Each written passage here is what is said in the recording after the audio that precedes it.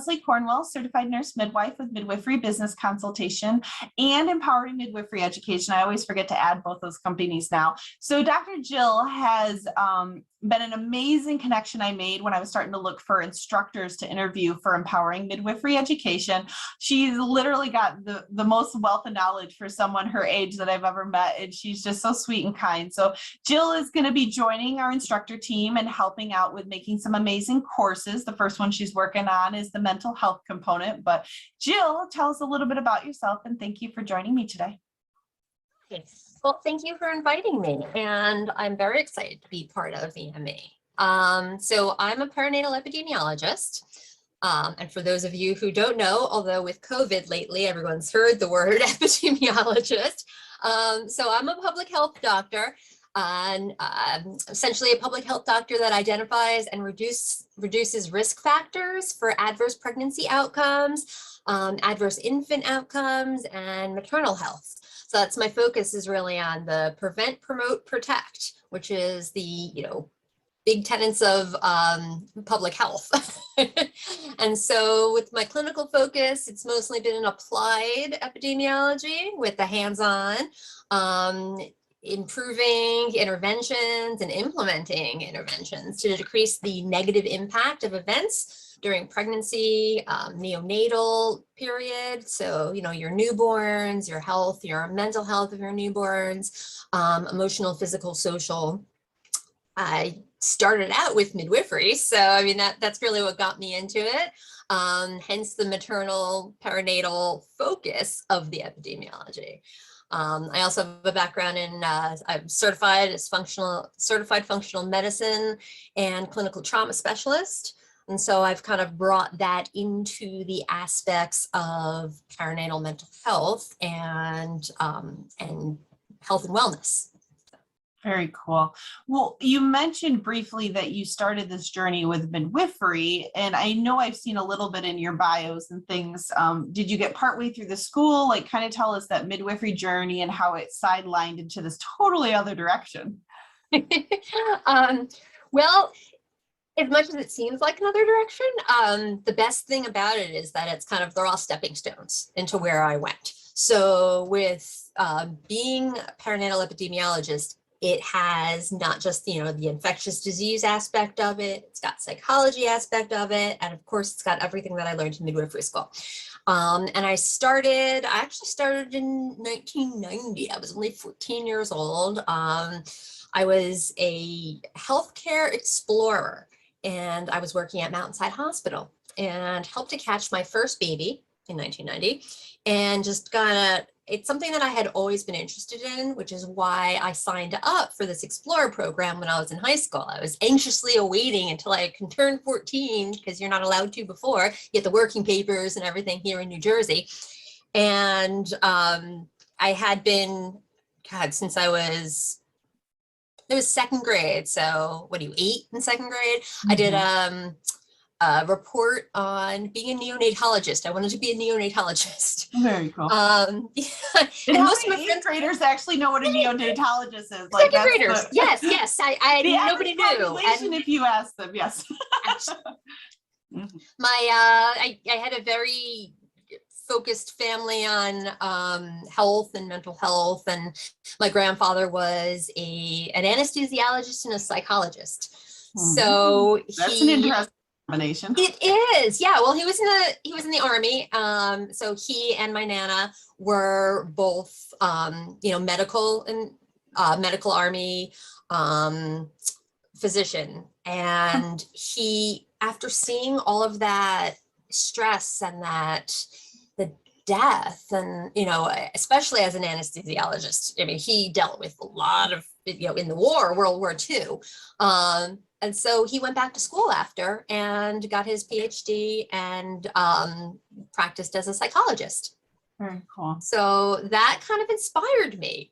So again, that was something that I again took that inspiration and decided to run with it. Plus, I liked babies. So, as a little kid, I was like, this is great. I want to do this. I want to be, a doctor dealing with babies. And so then at 14, I started that Explorer program. It was fantastic. I was in labor and delivery, and I was there for about 3 years, almost 3 years. And then when I was 18, after I graduated high school, I got into midwifery school. And that was, I mean, it's 94, so not a lot of computer stuff, but Ancient Arts Midwifery Institute actually had a distance type program. And so it was correspondence at the time. So I applied and I got accepted, and I got this big box of all these like papers and books and, you know, things to like learn with. And I decided to, you know, dive into that. So I moved from Jersey to Connecticut, and I started actually teaching preschool while I was, because I wanted to do something while I can, like, you know, go to midwifery school. So I did that, and I got 2 years into the program, and I started doing apprenticeships there. And then the 3rd year into the program, I actually had a complete turnaround when one of the midwives that I was apprenticing with, one of my preceptors, got arrested. So I said, okay, you know what, I'm going to take a step back from this and focus on other things in school. So I actually put my midwifery career on hold and focused on psychology in undergrad. And the reason that I focused on that was because I saw that with the last couple of years that I had been working with moms, the midwives were great as opposed to a lot of the obstetricians, but even the midwives, there was a lot missing with mental health. And that kind of frustrated me. And because I had that little turnaround with my preceptor getting arrested, I decided, okay, you know what, maybe I will focus a little bit more on the psychology and the mental health aspect, and then kind of bring it into midwifery that way. And so that's what I did for several years. I got my bachelor's degree in behavioral and mental health. And then I moved to Washington, D.C., and that's where I met my first husband, and started working a little bit more back on the medical side because I missed it. I missed the physical aspect. Yeah. And so then being in DC for a little while, I decided to go to grad school. I was really interested in public health. So, but I wanted to still focus on, you know, the maternal child aspect of it. So I went for an MPA in public health and program management because I was in Washington and it kind of fit. So with my program, with my MPA, I ended up focusing on, again, maternal health for public health.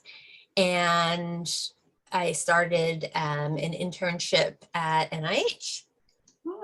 And yeah, I mean, it was incredible. And the thing that I loved about being in the DC metro area is that there were a lot of opportunities on like the top of health and science. And, you know, there were working in federal health was the highlight of my career. And I went from the master's into doctorate, my doctorate. I did a pre-doc at NIH, NICHD, which is the National Institute of Child Health and Human Development. And I was one of the few people that were accepted for this pre-doc opportunity. And it was incredible. And then I ended up doing a postdoc there. And several years later, got into, still with federal health, I got into Walter Reed Army Institute of Research. And with Walter Reed, it was more of a focus on the public health side and not the maternal side. But that got me into infectious diseases when I decided, you know what, I want to do even more with public health. So I am going to get my DrPH. So at that point, I decided to focus on the Doctor of Public Health with my concentration as perinatal epidemiology. And, kind of got thrown into that. And interestingly enough, in the Army, it's kind of ironic, but I also got thrown headfirst into humanitarian medicine and tropical medicine and global health. And, all my passions were ignited. And so I took that, worked there for years, and I worked as a program manager for the operational clinical infectious disease course. And we worked with people from all over the world. And I took that experience with me when I moved back to New Jersey several years later and started to focus kind of everything from the midwifery previously into the public health aspect of it, and then taking the psychology aspect and putting that into it, and making this whole package. Because when you think about it again, with epidemiology, especially maternal child, you're looking at things that can reduce the risk of adverse outcomes. And so that includes the psychology aspect, it includes the infectious disease aspect, it includes physical, mental put together. And so it was something that I was able to pull into a package and enjoy, instead of just being a little piecemeal. I think public health in general, it's kind of like midwifery. It's like, we're not just catching babies, we're caring for the mom, the newborn, like, okay, the partner is still a huge part of it, whatever capacity, in the support network, and the thoughts about birth. I mean, it's such or how have they been eating, and like, is this number one baby, and comorbidities, and like you said, infection. So I think midwives are very similar. Like you fit perfectly, and we wear so many hats under one, and we have to have answers quickly, or decision making quickly in that realm. So, which actually reminds me, so when I was at Walter Reed, I actually went back to midwifery school again. I couldn't keep away from it, and I got accepted as an advanced placement student at IHM, which is the Institute of Holistic Midwifery in Virginia. So I did another almost 2 years as an advanced placement student, and when I finished that school, I was actually working with another preceptor there, who actually became a very good friend of mine, and then unfortunately moved out of the area, but I did as well. But I caught some babies with her. I worked with her. She is an apprentice. She liked interns, so I did midwifery internship with her for a couple of years, and caught babies not just in hospitals, but also lots of home births. So I mean, that was the main, both I hadn't mentioned, but both IHM and AAMI Institute, whatever, both of them. They were both CPM focused schools. So I had that balance because of that, with the more structured, the government system, the regulatory side. Yeah, you had a nice complement of seeing both sides. Right. And I liked that. And I liked the fact that I had a lot of the direct entry midwifery focus, as well as the stuff that I learned at the hospital from being a public health doctor, working with, different types of medicine, with later having going on to get my IMZ, which is a Doctor of Indigenous Medicine, learning different types of cultures and different healing aspects, and everything from Hawaiian birth culture, and learning about standing in the waves to help relax the mothers to give birth. I can see all my brain is doing is taking notes of all these awesome courses you're going to make for incredible. Midwives. Like I just, it's, and I think the whole point of you and I have talked about on the sidelines, like creating empowering midwifery education. It's not just teaching the typical things that you're taught in midwifery school. What are all these little ounces of gems that we used to be taught from apprenticeship? We used to be taught from the granny midwives and the generational midwifery that is getting lost in these little, so I'm so excited to have you on the team because there's so much wealth of knowledge you have to pull from that midwives, and just in balancing that, if they want to do policy and regulatory changes, you understand both sides very, very well. And I enjoy that. And I like the fact that, I have that experience, and it may seem like, I'm kind of all over the place, but as I said before, I like how they're all different, like focusing on all different aspects to bring together for the, perinatal. Well, and I think that's why you and I get along so well, because the same thing, like doing consulting and then also starting an online continuing education company and being a midwife in private practice. Like I'm that same boat. Part of it's our personality, but it all has a purpose. Like they all have the core theme of what you want to do.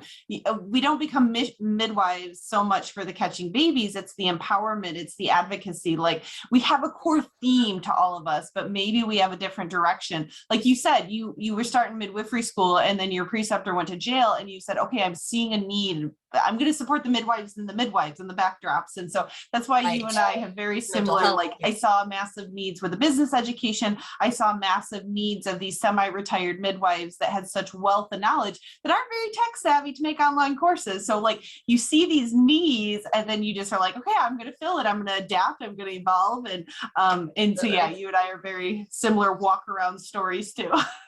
Yep, absolutely. So Jill, like, I'm very curious because I know you've talked about all the things you're working on and you have worked on. Like, I'm afraid to even ask you, like, what are your next big dreams? What are the next big projects you want to work on? Because it seems like you're always a continuous learner. You're always a growing and expanding kind of person. Absolutely. I love learning. As I continue on in whatever I'm doing, I always like to add another aspect to it. I'm teaching in a university, I'm an adjunct at several universities actually, and I enjoy it so much that I do want to focus on that. But next big steps, I mean, definitely EME. Not just to kind of throw that in there, but we'll tease them. There's some really exciting things we're going to come out with the next couple of years. Oh my gosh, yeah.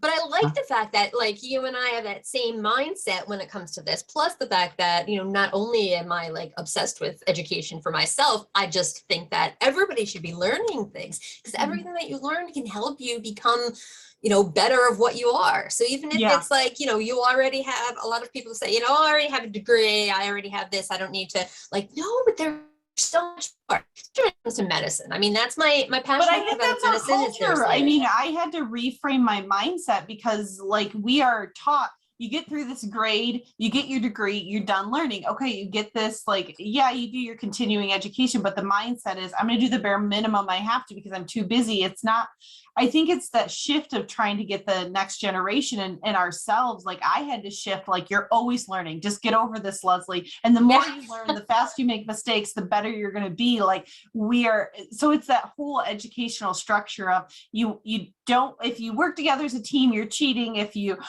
make a mistake, it's a really bad thing. Like when you become a business owner and you become in real life, your head gets turned upside down about the educational process and what it's supposed to be like. So since I had my life crisis in 2017 and had a massive mind shift, like I absolutely love learning. And I never used to do that. I used to never read for fun. I never used to read about psychology or history or all these other aspects because I just do the bare bones for my profession and my needed narrowed skill set versus seeing how much benefit understanding negotiation, understanding leadership skills, understanding all these other aspects of subject matters have massive impacts on your outcomes and how you can advocate for midwifery that you just don't even think about.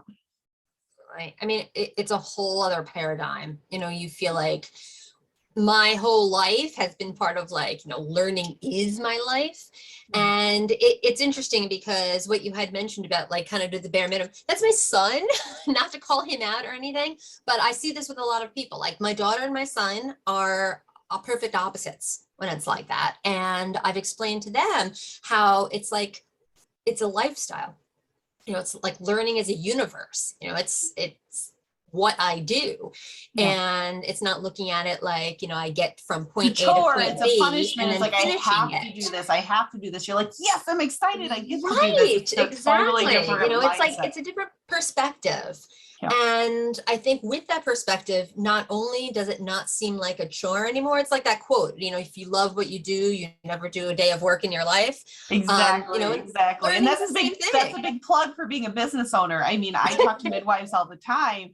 Like, how many people independent contract, like you were talking about, you would never be able to have, if you had one job and you stayed there forever, you could try to propose and say, can we add this to the department? Can we change this? But if you weren't such a freelance spirit and entrepreneurial spirit on the inside, you wouldn't have all these opportunities be presented to you, or have like I felt that way too, since I've shifted to what do I have to do to make money based on the structure of the American society and what the box of a stereotypical midwife does, to what makes me happy, what am I passionate about. Like, I've honestly the last 2.5 years not felt like I'm working a day in my life. Yes, I work hard and I've got commitments and obligations, but I wake up so excited because I get to do what I want to do, just like you get to do what you want to do. So so that's the plug, like challenging midwives, inspiring them that you can be anything. There are so many needs for niche services, epidemiology, research. Like, don't ever feel like I hear so many midwives are embarrassed to call themselves a midwife if they're not currently catching babies. Like, we should do a whole research study on this. Like, this mindset of, one, few people know what a midwife is, but then like I hear it all the time where people are like, well, I'm not currently practicing midwifery. And I'm like, you are always a midwife. Don't ever say that. But this mindset, if you're not catching a baby, we have so much to our scope and our passion and our services that we have to, I mean, and that's going to make a better world. I mean, if you want to do a clinic, a breastfeeding support, a niche, research only, like, that is being a midwife with woman. It's never in the term. So I always, you and I can have we can make a book, Psychology of Midwifery. I know, completely. Oh my goodness. So yeah, so Jill, I am so grateful to have you. I know I was asking about future and like EME, and we got into our passionate side conversations we always have, but yeah, I'm excited to do multiple of these conversations, and I hope you don't mind, I usually put contact information for emails and reach out. So I want midwives to network. I want them post-COVID. We've had limited contact. I mean, there are so many midwives just exhausted and burnout and pushing the limits of what a human being can physically do. And so we're trying to create resources, tools, templates, support systems, advocacy. Like, I've been doing more and more of I feel like my business coaching is starting to convert into life coaching. I'm like, okay, we need a subset service for this because I like to do it, but there's just such a need for some of these things that people aren't doing, like life coaches for midwives, locum agencies for midwives. Oh my goodness. Like, how many midwives need a vacation and a break, and there isn't this supporting resource? People feel like as midwives, they have to do everything because we don't have these business subset services existing. So yes, I wholeheartedly am excited about what you and I are going to create for midwives and provide more access to. I'm quite excited myself. Perfect. Well, Jill, you have a wonderful rest of the day, and then we'll chat again in a couple months. Sounds great. Thank you so much. Okay, bye-bye. Hey, bye.